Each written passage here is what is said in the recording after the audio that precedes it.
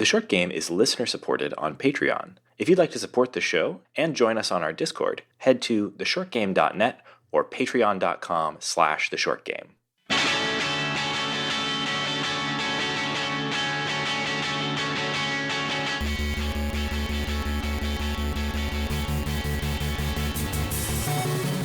Welcome back to The Short Game. This is a show about short video games, games that respect your time. I'm Raygan Kelly, and I'm joined this week by all three of my fabulous co-hosts. Pumpkin Nate Heininger. Spooky Laura Nash. And Skelly Shane Kelly. And this week we are talking about... Actually, we decided to do a little bit of a double feature, but we're primarily talking about Gordy and the Monster Moon, a game by Jim Stormdancer of the Frog Fractions cinematic universe. And this is, interestingly enough, another little tiny bite of Frog Fractions. We've talked about Frog Fractions before. I believe we covered the first game.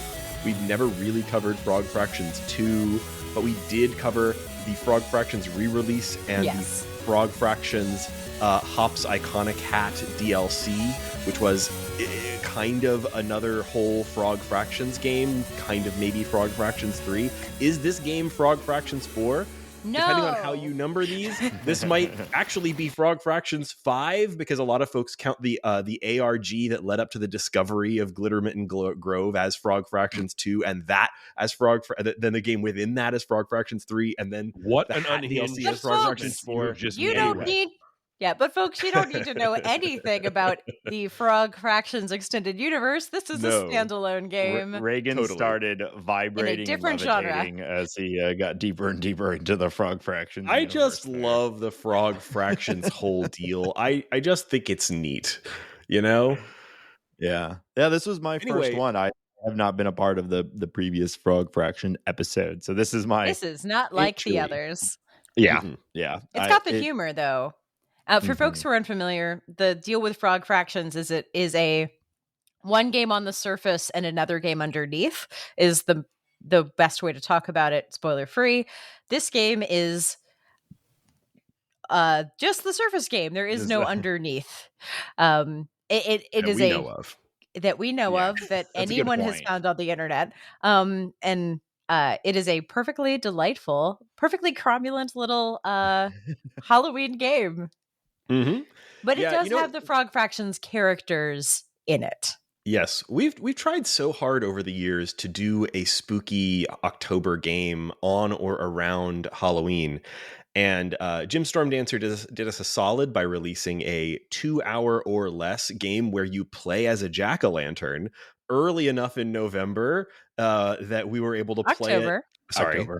Early enough in October that we were able to play it and get an episode out around Halloween time. This never happens for us, and we are always like, we're despairing that we can never manage to get like a Halloween episode out. So this is the type of Halloween game I'm here for, though. Raygan, what we have had a little bit of success on it, because you and I covered that horrible game, and I don't mean horrible and it was a bad game, just the horror, terrible, scary, like Chinese prophecy game that we played. Oh God, what was that called again? Devotion? Yeah, that game was great.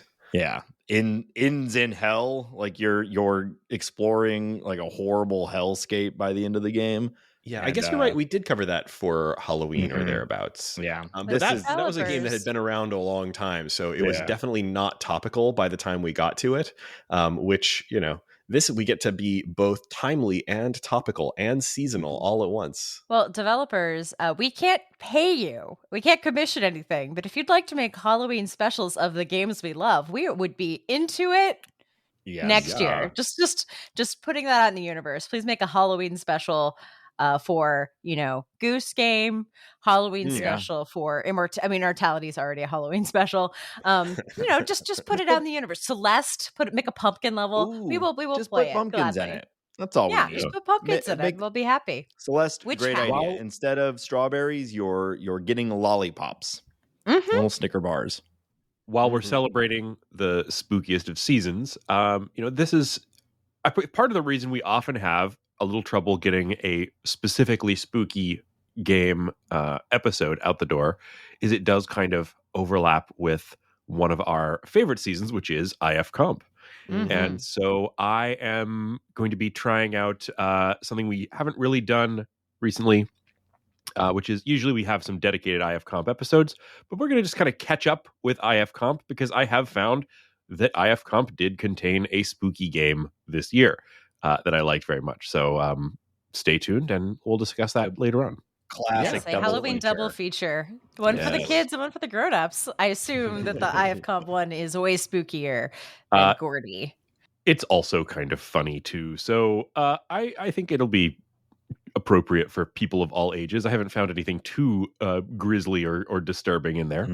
It's not like Eat Me or there's been some very spooky Halloween ones in the past. So There have, yeah. Oh my gosh, that remember one the one where the bogeyman or whatever? Oh, I was thinking of the one with the cats.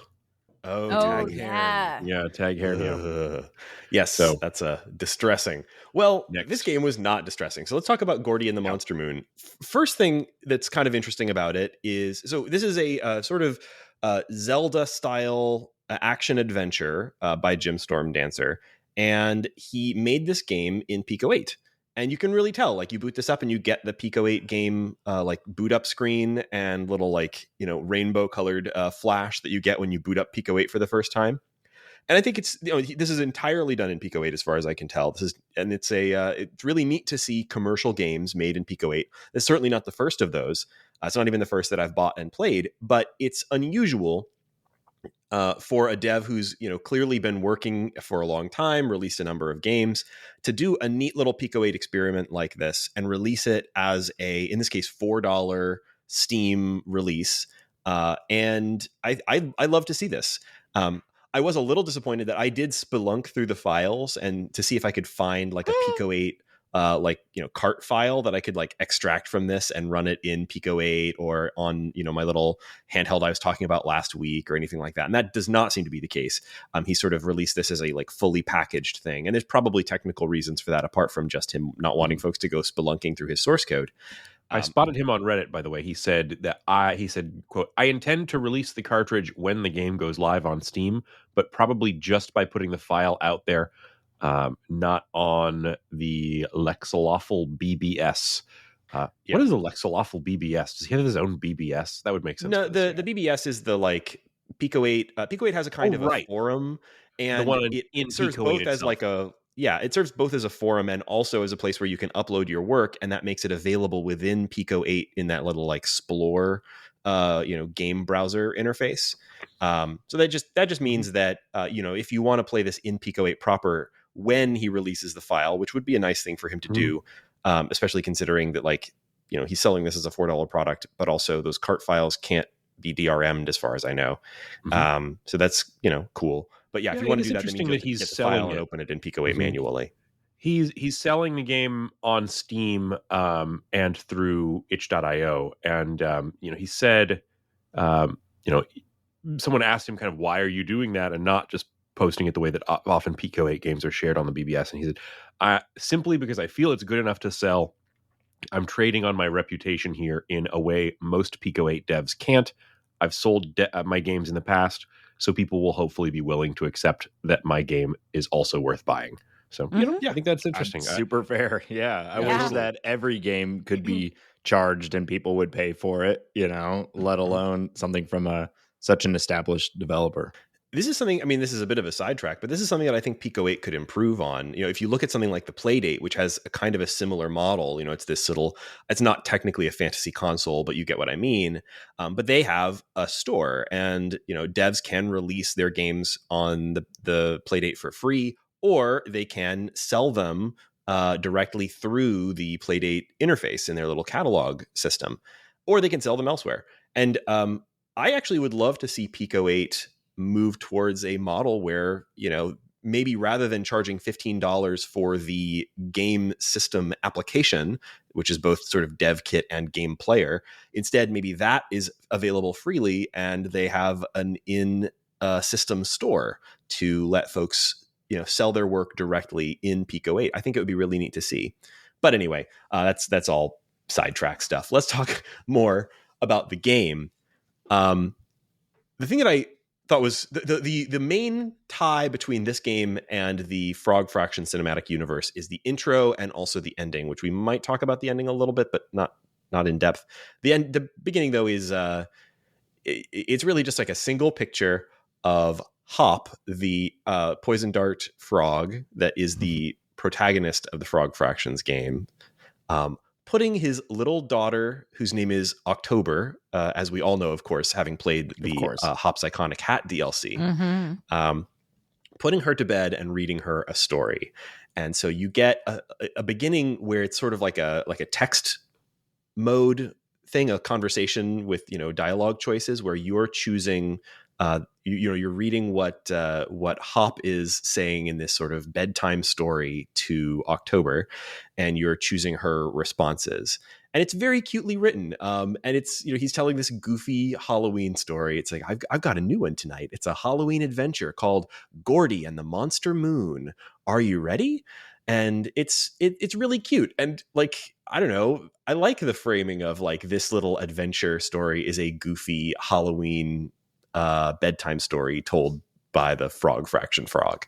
So it actually, this is a little silly, but it kind of reminded me of the intro to Firewatch, where it's like, that's a game that plays out in, full 3D, but it begins with this sort of heartfelt text This mode, is not the intro to Firewatch fiction. for those scarred by the intro to Firewatch. No, I'm thinking more like Princess Bride, No spoilers for Firewatch. Fair enough. Just very different vibe. Very much so. Yeah. But I just mean that, having an intro that is sort of more of an interactive fiction intro that leads into a more full game. And I like that approach. I think it's really cool. Yeah, bedtime story is a very cute way to start. And when you actually start playing the game, it's very Zelda 1, wander around, very light puzzles. I got really excited when I was like, ooh, there's light puzzles in this. I was not expecting it. All these spooky enemies. But my favorite thing, speaking of the light puzzles, is while you're running around exploring in this top-down environment, your main combat is throwing webs at people, but the webs are sticky. So if something else then hits the side of the thing you've already webbed, it will also get webbed. So it's an efficiency game of where you can place the webs to get the most enemies, which is a very fun, incredibly light combat puzzle. And the way the developer says it is the webs are contagious, which I found very charming. Yeah, it's fun. You web like a like a little skull or whatever that's chasing you around, and then at the beginning you are very limited. You start with one web, and so you may have to then kite around like the other 3 ghosts that are chasing you, and you kind of have to guide them so that they run into your webbed skull, and then just like they're all stuck.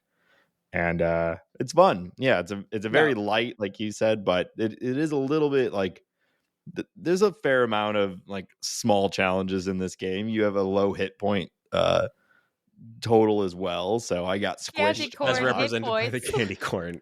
Yeah, candy corn hit points, of course.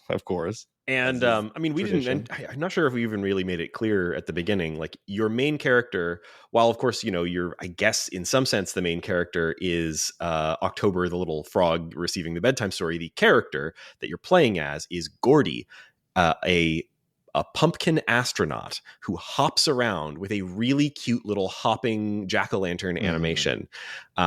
You're bouncy in this game. Like I was surprised at the movement being so bouncy, but I enjoyed it because it felt like a little hopping jack-o'-lantern. And then I thought, well, you're on the moon. There's very little gravity on the moon. Of course you're hopping very large because it's on the moon. Yeah. Big and you're a frog. Like you're a frog jack-o'-lantern on the moon. Sorry. What big when you get hit, you also like big kickback. When you get hit by a bad guy, you bounce around a lot, which was actually a little frustrating at times because it's a screens. You hit the edge of the screen and you move to another full screen like Zelda. And if you get hit by a bad guy on the edge, it was not uncommon to be bounced back into like a previous screen and kind of getting kicked around a lot. least that's what happened to me. Same. There's a lot of different little upgrades that you can get. Of course, you can upgrade your number of webs. That's really important because there's going to be certain sort of like gates where there are puzzles. Each little combat room will be a puzzle, and in order to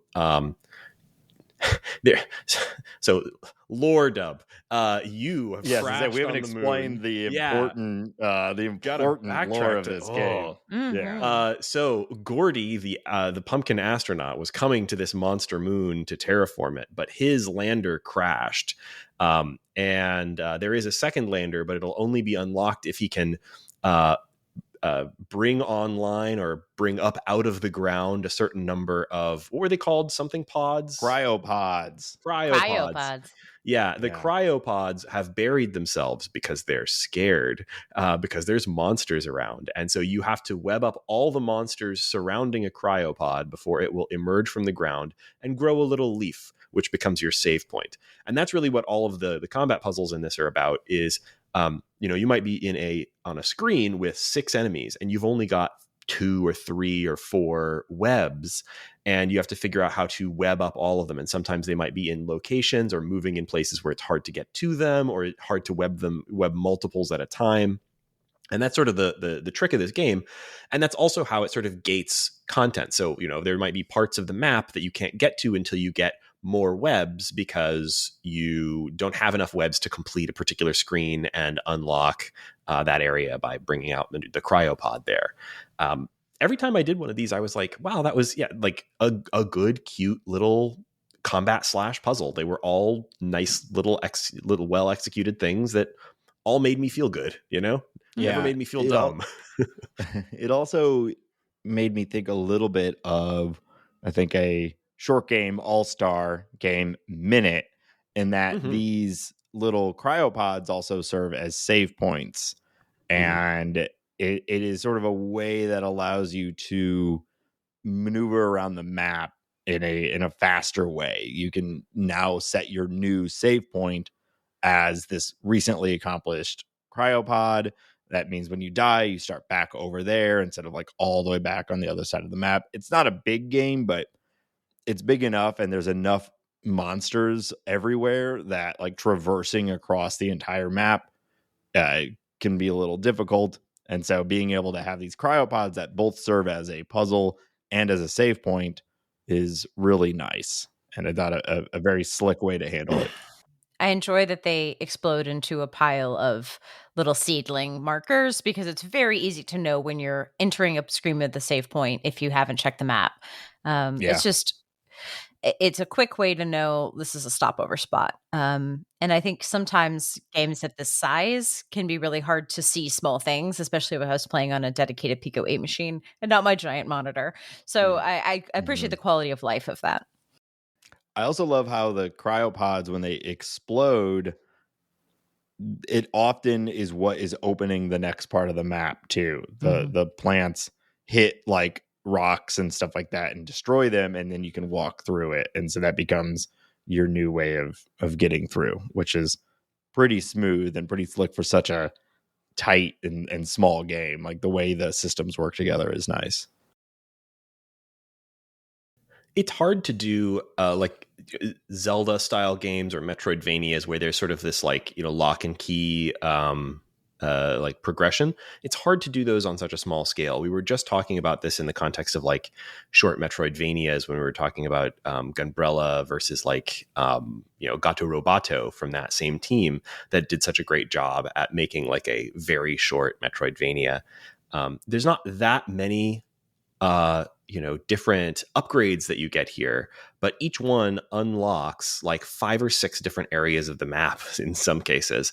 Like, once you get the ability to swim underwater or wade through the shallow water, or some of the other upgrades are I'm not sure if there are any others. Was it just the 2?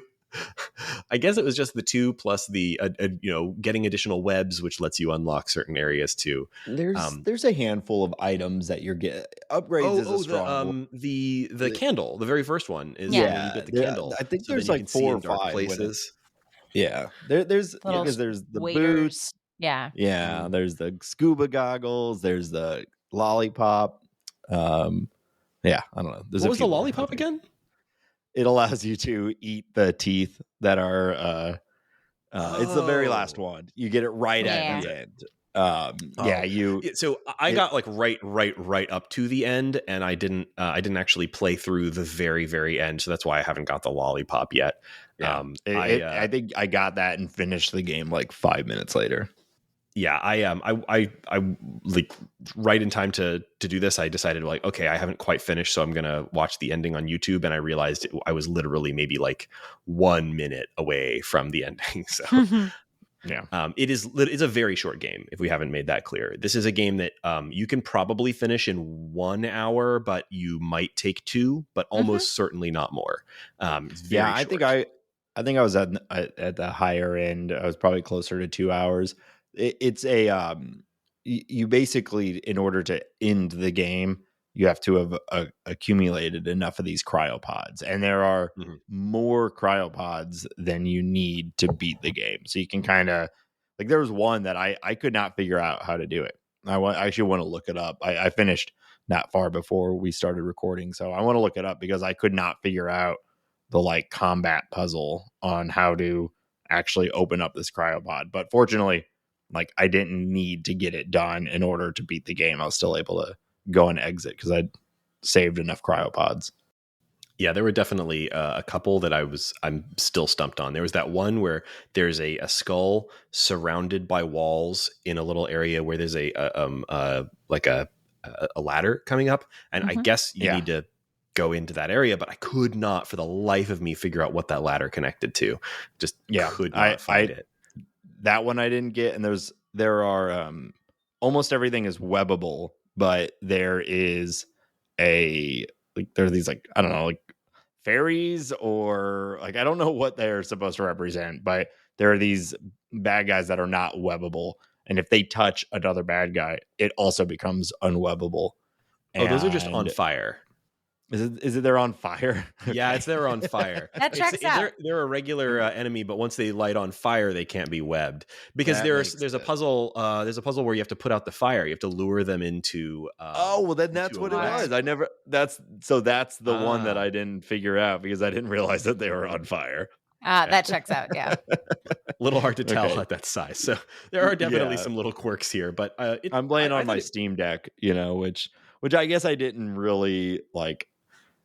I didn't really stare at them. They just looked like they were glowing and sparkly. So I figured it was like a fairy or something. I bet if I open it back up, I'd be like, oh, yeah, that's obviously they're on fire. I was too scared. When you try to web them, I got to get away from them. When you try to web them, one of the things I like about the game is it has like a little status text line at the very bottom of the screen that's always there. And whenever the game wants to tell you about something that's happened that you might not be able to tell from the pixel art, it prints a little, status line. So it'll say things like, oh, there's Lander B when you see Lander B, or, you feel well rested if you save your game. And when you web those guys up, it says your webs burn up in the fire or something like that. Yeah, but what are you supposed to do if you both don't look at the sprite well enough and also don't read the line along the bottom? What am I supposed to do here, Raygan? I don't feel like that's my fault. What if I pay attention to nothing in the entire interface? How am I supposed to play this game? How am I supposed to know these things? Yeah, come on. The one other thing we haven't talked about, which is one of the things I like best about this game, is its implementation of hints. Some games will have like a hint option, but like it's usually like a menu or something like that. Here, there is an area on the map where your dad, Hop, the iconic frog himself, is just hanging out, and you can go over and talk to him. And they have some dialogue that is like hint related, and other dialogue that's just for fun or cute stuff. Like you can ask him like, hey, you put yourself in the story? Are you supposed to be a monster?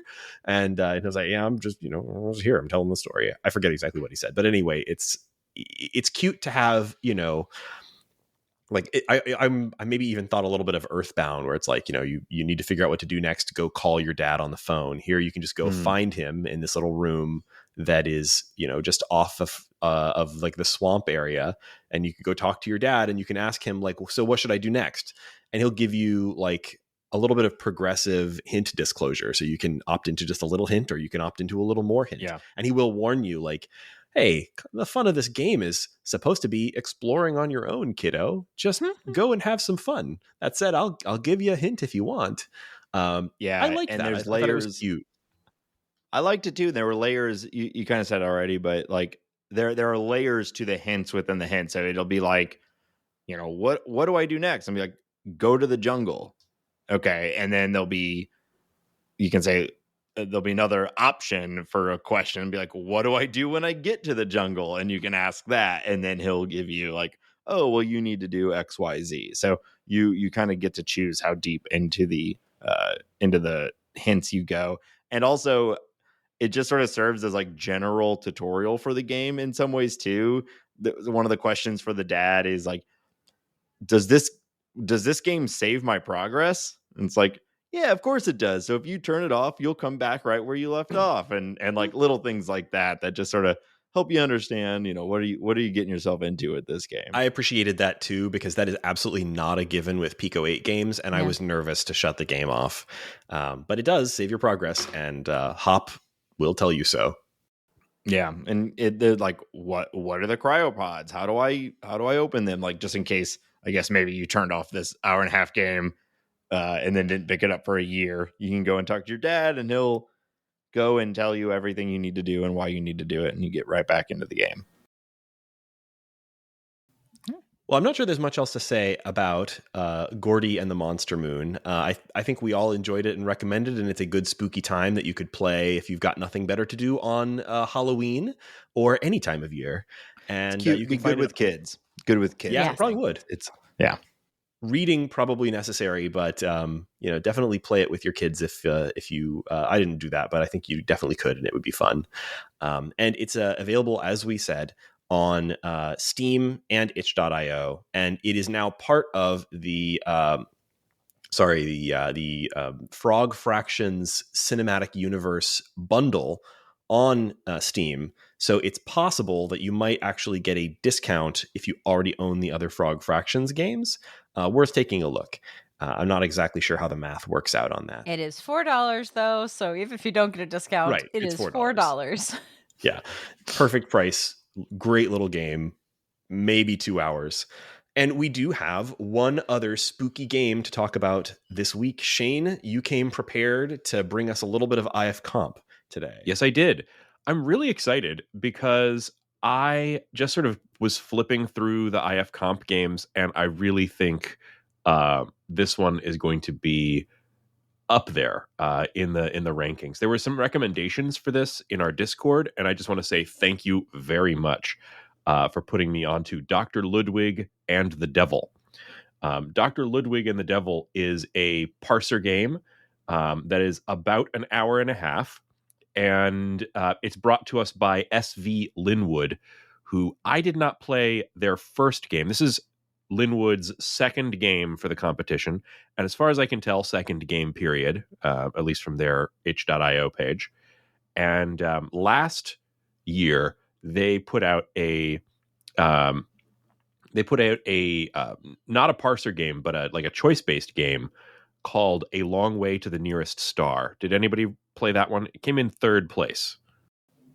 That name really rings a bell. Yeah. I think I played it, but I'm not 100% sure. So anyway, I'm looking forward to checking this out, though. It's a surprise that they put out not just a parser game, but an incredibly funny and like mirror finish polished parser game here. The idea behind this game is and the reason it's so great for Halloween is it's based around a mad scientist named Dr. Ludwig, who's facing the literal devil that he has summoned into a summoning circle in his workshop. And his objective is to make a deal with the devil to learn the secrets of creating life. He's a very sort of Frankenstein-inspired doctor there. And in order to achieve that, of course, there are many puzzles in order to successfully make a good deal with the devil and come out on top. And there are several things in this game that are just beautifully done. First off, it's the character of Dr. Ludwig himself. Everything that you do in the game is just dripping with the character of Dr. Ludwig. And he's a very big, broad, tropey mad scientist character. But just thinking of some examples, almost everything that you might do in games, even the stuff where there's not a lot of, say you try and ask about a noun that it doesn't recognize, the words that it's going to use, everything is in the voice of Dr. Ludwig. It's not just get lamp, it's the lamp is mine.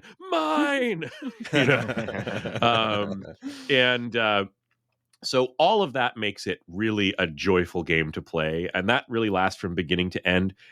Even when you're stuck on some puzzles, the responses that you get are going to be very, very funny. And one of my favorite moments early on is once you've just started to get into it with the NPC of the devil, on the door upstairs in your laboratory, there's a knock from one of the, there's a small number, but several very well done NPCs in this game. Not the least of which is the very, very sarcastic devil. Very funny. But probably my favorite was Hans from the Torch and Pitchfork Society, who is waiting outside your front door. So, there are good puzzles here. I will confess I had to resort in several cases to using some of the hints from the walkthrough, but not as much as I often do on puzzly interactive fiction. And the reason that I was able to make a lot of progress is one of my favorite things they've done here is implement 2 really useful items that you can keep on your person at all times. One being a grimoire of demonology, and the other being a to-do list. Lots of games include a quest log, but not all of them are, one of the first things you'll do when you start a game like this is like, what's in my inventory? So I'll type inventory. And you see, well, I have in my lab coat, I'm carrying a to-do list. And the to-do list has 3 items on it at first. 1, summon the devil. Check. 2, ask the devil about the secret of creating life. 3, laugh in the very face of God as I cross the boundary between life and death. And and the list will update as the game progresses. So, when I first read this thing, I thought it was a gag. It's very clear that it's not just a gag. As you go on, the list expands with the different kind of clues and elements of the puzzle and quests that you're doing. But it remains pretty funny. And another thing that you will notice as you do this is that it tracks topics. Now, with NPC-oriented puzzle games in interactive fiction, I always really appreciate it when they have a way to keep track of what conversational topics are important, might advance the story. The devil in this, you can issue commands to because you have trapped it in a summoning circle, and you can tell it to do things like sing, dance, speak about different things, whatever. So as you go through and identify these different conversational topics, it has a really smooth system for interacting with these NPCs. And like I said, the NPCs have a lot of character and they're very, very funny. So, as soon as you read your grimoire, you'll see all of those topics are things you can look up in the grimoire and you can talk to the NPCs about. And they've highlighted and identified some of them, but others you'll get very amusing responses just by trying. So it has done also, I think, a really good job of being a very contained piece. There are a few locations outside of the outside of the laboratory. But obviously, most of what you're doing is trying to make this advantageous deal with the devil. And so while you might go out and explore cool places and meet a few other NPCs, like going to your classic disappearing magic shop or things like that, mostly you're in just your basement. And I really appreciate not having to draw a map for a game like this. This was recommended to me as being extremely newbie friendly. I totally agree. It has a built-in help. It has some explanations, and it just has the kind of reactions when you screw up all the parser stuff that makes you laugh instead of makes you hit your head against the wall. So so far this is my favorite IFComp game. I think it's a great Halloween piece because it is just dripping with mad science and demonology, which are some fantastic spooky tropes. So big recommendation on this one. A few, maybe let's see if I can think of a couple more things to say about it. There are... Well, I guess I would just want to go back to the fact that it's very cleanly implemented. Like I said, this is this guy's first parser game that I'm aware of. This game is almost completely bug free. I don't think I found this. I should say complete. Can't say completely because I've poked and prodded everything in the game, but it really seems very cleanly implemented, and that extends to places where I think I have seen new interactive fiction authors just stick with the defaults because they work, like when you're interacting or when you're thinking about a noun that doesn't exist, or maybe you've misspelled it or something, instead of something like, hey, you don't see a umbrella, and I've misspelled it or something, right? In this game, you don't get the standard like, hey, you don't see that, right?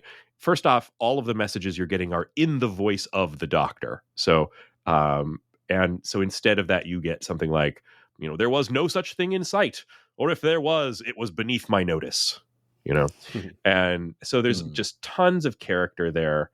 And it's enhanced by being really, really well implemented. And this game is just full of fun detail, as well as big, broad characters and humor. So I have got just nothing but great things to say about it. It's going to be high on my rankings this year. I really want to play this. And while you were talking, I clicked through to refresh my memory on the previous comp game from this author, A Long Way to the Nearest Star. And I don't know why that didn't click in my brain, but I definitely did play this and really enjoyed it. So that one was great too. I'm really, in fact, this was one of the better ones from that year. This is 2022. It came in third. Really, it really sounds really intriguing, Shane. And I spoke very recently on this show about my sort of struggle with parser games, and it sounds like this one might be a really good option for me, because I love parser games in theory, but in practice, I tend to bounce off of them. But this one sounds like it might be a good experience for me. Yeah. It's not easy. There are really tricky puzzles, but it's not. But it's a very low friction game. Yeah, yeah, sounds great. Well, that's really good to hear, and I can't wait. Love to give a good it a deal shot. with the devil. More games should be centered around deals with the devil. So this has been a relatively short episode, despite the fact that we were doing a bit of a double feature. So we've got some time for a little bit of Halloween. What's making us happy? Laura, what's making you happy this week or this? I am anticipating happiness, and that is the Pupkin costume contest, which is going to be this weekend. I went last year. I took 1 million pictures of dogs in Halloween costumes, and these were intense Halloween costumes, including someone built an entire train and filled it with little bulldogs and little hats. and they were the conductors on the trains, and they would they had fake arms with tickets that you could give to children. It was amazing. People did a whole Princess and the Pea thing with a stack of mattresses and a dog, and it was they made a tunnel through the mattress so the dog could sleep on top and then come out and stick his head through the hole, and he had a little pea hat on.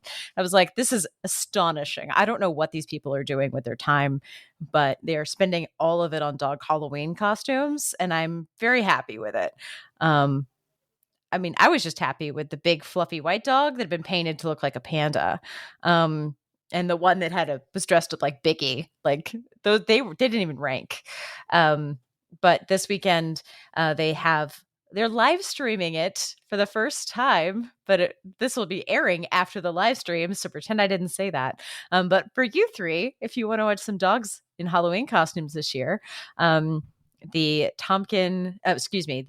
Fort Greene Partk Pupkin costume contest is going to make me incredibly happy. I'm going to bring my camera and take a ton of pictures of dogs, and it will be all the Halloween spirit I need. That's awesome. I also have a anticipatory making me happy because tomorrow I'm taking my family to the Texas Renaissance Festival, and it is the pirate themed weekend. They have different. For folks who haven't been or aren't familiar, the Texas Renaissance Festival is probably the largest Renaissance festival or fair in the country. And it runs through most of the fall every weekend. It's really big. They've got like permanent grounds with a lot of buildings and stuff. So, like they don't have to rebuild the like jousting arena every year. They've just got a really nice jousting arena, that kind of thing. Fun time, walk around outdoors eating turkey legs and gawking at people dressed up in chainmail bikinis and, buying like random weird crap like wooden swords for children, that kind of thing. And I love it. My kids love it. But my son is super into pirate stuff right now, like super into pirate stuff. And with some serendipity, we just had a neighborhood garage sale. Kid.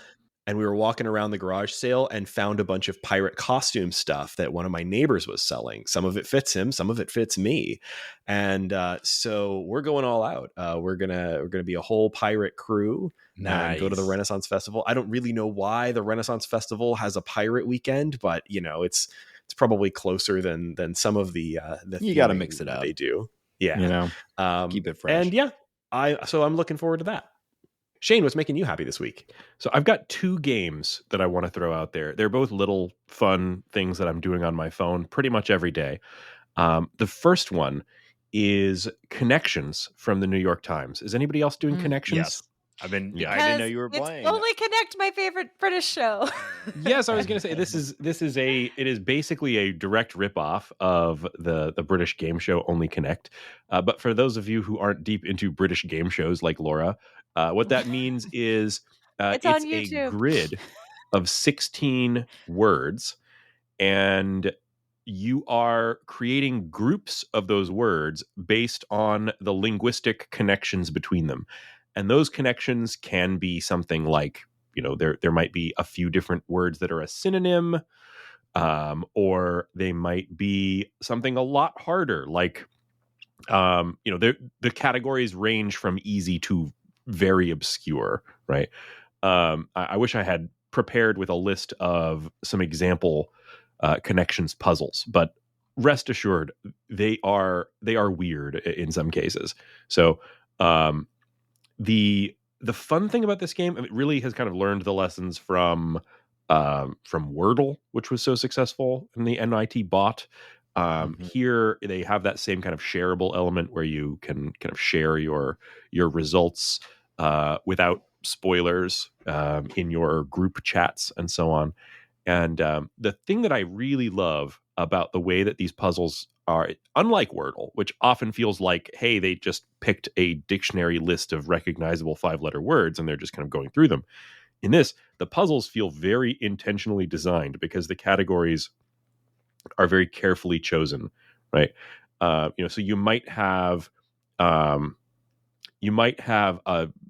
list of words that, okay, I recognize 4-ish different words like that are all TV show names, like, you know, Fargo, Firefly, Fleabag, and a few other things, and you hit them all, and you're wrong. And the reason is almost all of the good categories have some overlap with each other. Mhm. So, you know, especially the most obscure category that's hardest to guess, none of the categories are as easy as all that. But of course, you know, because it is, you know, 4 groups of 4, there's still also, you're able to use the process of elimination, but you can't rely on it completely. So I just have really enjoyed how that kind of twist is taken a little bit every day. Some days I feel brilliant. I get all 4. Some days I feel super smart and I get the purple hardest category first. But mostly, you know, I'm burning through the 2 or 3 or 4. I think it's 4 mistaken entries that you can do. Mm-hmm. So big recommendations for connections. Send me your results. And then the second phone game, that's not really a phone game. Before you move on from connections, I will say there is a fan-made community called Puzzgrid, PUZZGRID.com, where people have been submitting their own fan-made connecting walls for ages, and you can look by country, which used to be really helpful because UK stuff is very different from US stuff. So if you're looking to if you're mad there's not enough that New York Times has, go to Puzzgrid and lose a lot of time. There's also a version that's just movie connecting walls where you have to figure out what all the movies have in common, which is way harder. So I'll give that link for the show notes. Just if you want more, there is more where that came from. That is really cool. It's a really cool puzzle design, and I was never really familiar with the show. I just heard about it as I was reading this, but I'm kind of thinking maybe I should check out this show. It has looks like it would work in a game show context. So, and then the game that I want to throw out next is on Apple Arcade. It's called Finity. Has anybody else played Finity? Yes, I recently started playing it. Yeah, Finity is a match 3, but a little bit different from match 3s that I've played before. And the basics for it is it's a sliding 4x4, also a 4x4 grid, much like Connections. So there's the connection between my 2 games. But in this sliding 4x4 grid puzzle, I don't want to interrupt, but didn't I already, like, I know I've been playing this too, but didn't I already talk about this on the show? Like, might have been an episode I wasn't on. Was it? Yeah, I didn't want to. I mean, listeners, if you're hearing us review Finity for the second time, apologies.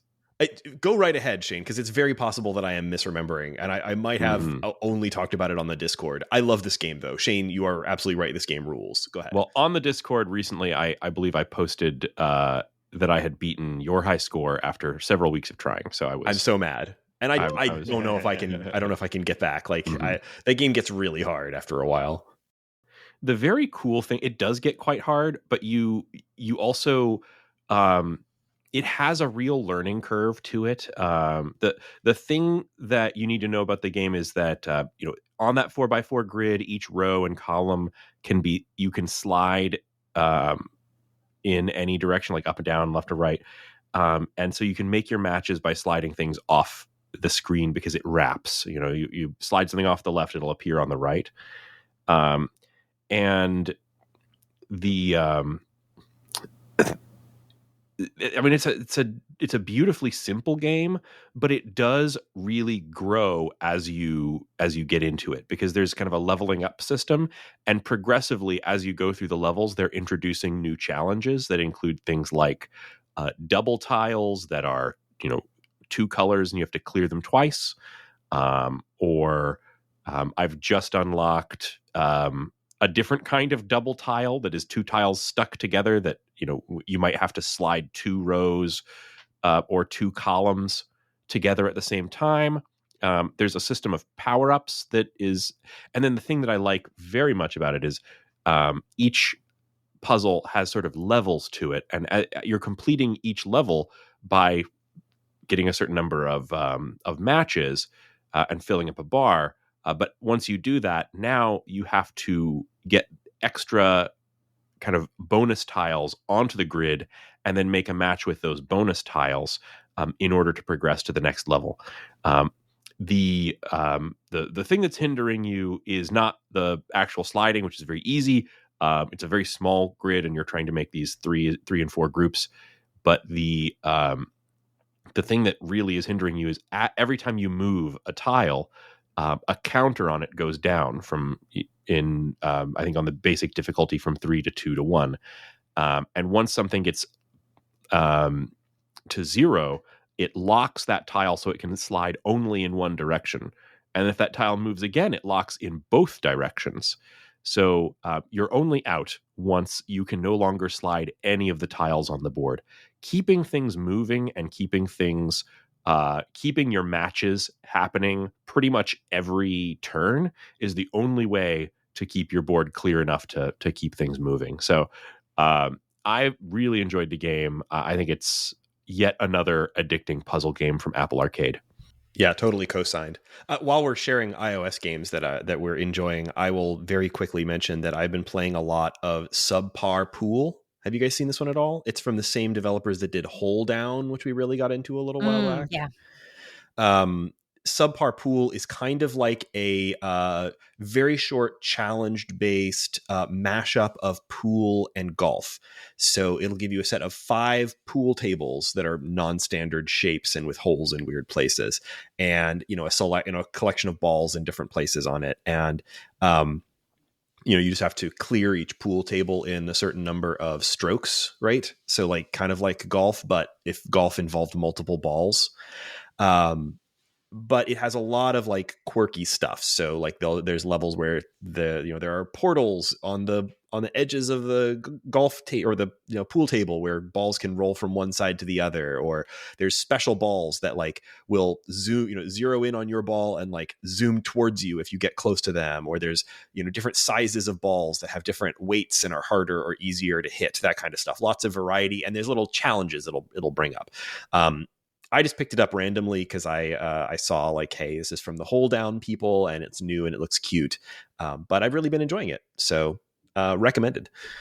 While we're doing iOS game picks, Nate, what's making you happy this week? Yeah, so I generally speaking haven't been a huge horror movie fan. It's just not a genre that I've connected with. But over the last maybe like 6-7 months, me and Molly and our group of friends have been doing roughly every other week, give or take a week or two. We've been doing horror movie night club. And what we do, I think, Laura, you've done a bunch of stuff like this, where you watch a movie simultaneous with people in, everyone's at their own houses. And we have a shared Slack group that we basically watch the movie as a group and just like chat in the chat the whole time. And everyone's doing their best MST3K impressions, trying to goof around the movie while we're watching it. And it's been a really good way for me to get like into a genre that I've never really cared about. And even though I'm still not super connecting with the movies, I'm having a really good time watching them. I've watched a bunch of horror movies now over the last 6 months. And so first, I'd just say like that process is making me happy, and I highly recommend it if you've got friends in other parts of the country or the world, or you've got friends with kids and it's hard to get together to watch a movie. This has been a ton of fun. But one in particular that I'd actually already seen, but we watched it again and I really enjoyed it. Came out a few years ago. It's called Ready or Not. I love that movie. Ready or Not? Yeah. It's I'll keep it quick, but basically the premise is a guy has brought his fiance home to meet his family, and because of an ancient curse, a deal with the devil, a great, again, love a good deal with the devil. This woman now has to play hide or seek, and everyone wants to find and kill her. And it spirals from there. It's funny. It's kind of shocking at times. It's suspenseful. But first and foremost, I think it's funny. It's like, it is an enjoyable watch. And so I highly recommend it if you're looking for a fun, campy, silly, Eat the rich. Eat the rich. Yeah, it falls right in line with the Jordan Peele would love this movie too, I think. So And has one of my favorite endings, no spoilers, but one of my favorite endings of like any movie I've ever seen. So, highly recommend it. Check it out. Definitely adding that to my list for this this October. Gory but not scary. Is my call on it. So if you are not against, like, there's a lot of blood, but I didn't find it scary. I found it really entertaining and a real fun to watch. Yeah, awesome. It's not scary, but it is like shocking. Like there are twists and turns, and there is a lot of scary movie elements to it. But has a sense of humor, I think. It's very funny. Yeah. Awesome. Well, thank you, listeners, for joining us on this spooky episode of The Short Game. You can find our show on the internet at www.shortgame.fm. That's our website where you can find links and buttons for all the things. You can find us on all of the different podcast platforms from there. And hey, maybe use that as a way to go in there and leave us a review. We really appreciate reviews. We mentioned last week that we just hit 100 Apple reviews, which was a nice little milestone for us, but we need more. Let's see. You can. I wonder if there's a deal with the devil we could make for more iTunes reviews. Is that worth it? You first. Let's see. And on there also links to all of our socials, our Patreon, which. Listeners, if you are not a patron of the show, let me tell you, it's a great way to join our community. If you go to patreon.com/theshortgame or find the link on our website, for as little as $3 a month, then you can become one of our patrons. And all of our patrons at any level get instant access to our Discord community, which is where we talk about the show, we chat about the games that are upcoming, talk about IFComp, talk about things like Baldur's Gate 3 and Gordy and the Monster Moon and anything else that's on our minds. It's a great hang on the internet if you want a relatively chill but also pretty fun Discord community. It's a great place to be. And let's see. You can find me on the internet at Raygan.me, and that's RAYGAN.me, and there's links to all my socials and everything there. Laura, where can people find you? Generally at Laura J. Nash in different places, mostly active on Blue Sky and Mastodon, where it's Laura J. Nash at bird.rodeo. All right. And Nate, where can people find you? At NateSTL or NateSTL.bird.rodeo. And Shane, where can people find you? I'm at 8-Bit Shane most places, but just Shane at bird.rodeo as well. And listeners, thank you once again for joining us on this episode of The Short Game.